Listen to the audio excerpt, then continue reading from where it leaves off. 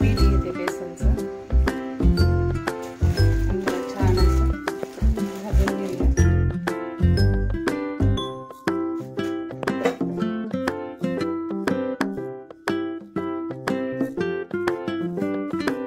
4 वाट्यासाठी 1 वाटी तूप घेतलेले, थोडं थोडं करून त्याच्यामध्ये मिक्स करूया आणि हलवून घेऊया।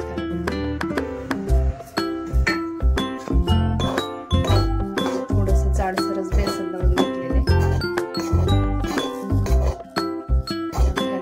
20 मिनिटं लागतात मला बेसन भाजून घेण्यासाठी।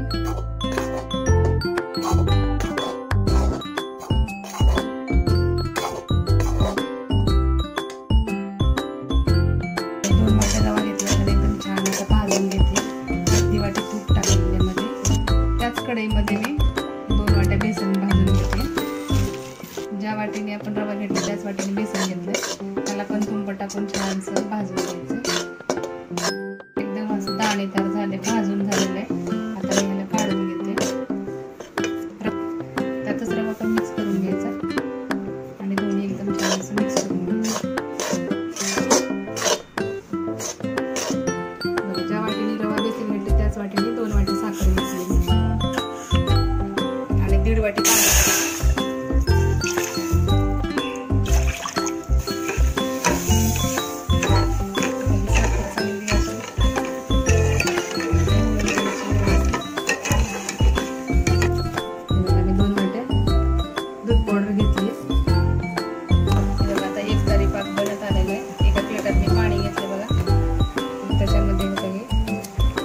अशी सुट्टी चिकटसर होते, जास्त पण हे करायचं नाही।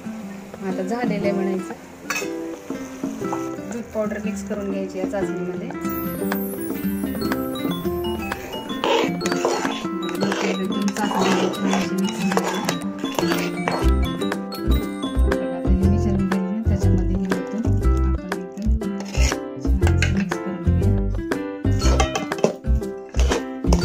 एकदम बरोबर मेजरमेंट केलं, एकदम छान